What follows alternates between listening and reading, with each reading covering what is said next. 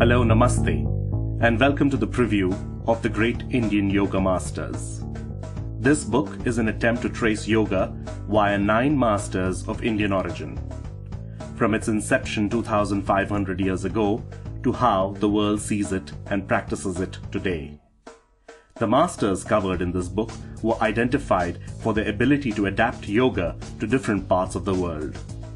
By no means is it an exhaustive or defined list of masters who have contributed to yoga over the ages.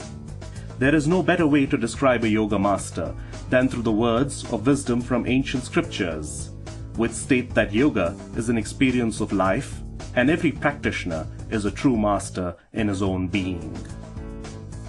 18 million people in the US alone practice yoga. 1 out of every 12 Americans is a yoga practitioner. In Asia, 55,000 people in Singapore, Hong Kong, and Thailand start their day with yoga. It is not surprising that today yoga is a $6.5 billion industry worldwide. In 2007, yoga clothing manufacturer Lululemon took Wall Street by storm and raised $328 million in its IPO. The US alone has more than 23,000 yoga facilities. Across the world, there are more than 2,000 yoga publications and journals in every language conceivable. The list of Hollywood stars who have made yoga as a part of their regular exercise routine continues to grow. They have replaced their million-dollar home gyms with yoga mats, bronze statues of Buddha, and incense burners.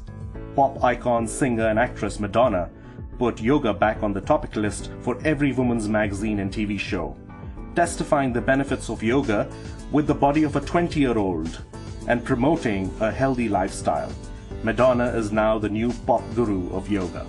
Latino pop star Ricky Martin has also embraced yoga, using it as a technique to restore inner peace and relaxation.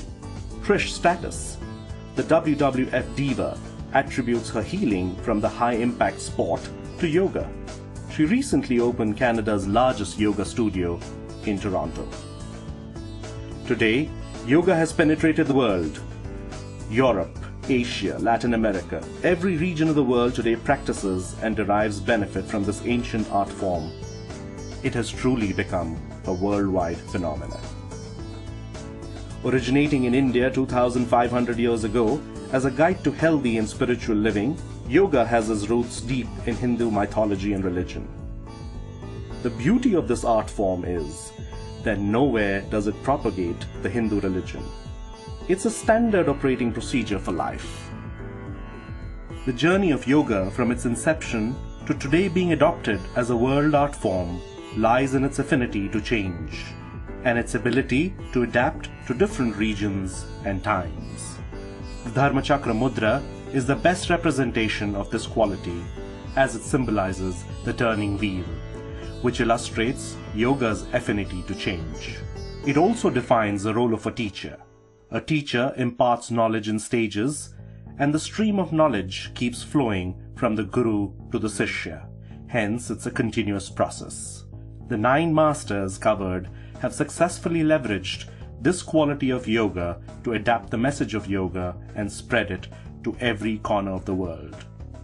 One quality each of the masters possessed was a vision, the ability to foresee the advantages to a region with the teachings of yoga, and also to adapt it in the best possible way is a true testimony to the master and his knowledge. A good example to begin would be Patanjali's Yoga Sutras 2,500 years ago. During that period in time, the legend of transliterating Shiva and his Tandav Nritya was probably the best way to communicate to the people of the region the advantages of the yogic way of life. In the 19th century, Yogananda and Sivananda communicated the spiritual aspect of yoga. Yogananda traveled extensively to enrich the minds of the West through discourses and discussions, while Sivananda crossed the seas to return home and finally set camp in Rishikesh to serve the needy and to create a wealth of literature. Krishnamacharya moved yoga into Grihastha ashram from Vanaprastha and Sannyas ashrams. As physical activity was more prominent to Grihastha, he emphasized the Hatha aspect of yoga. His 3 students, Joyce, Iyengar, and his son Desikachar, branched into 3 regions of India and developed practices to suit the need of the hour.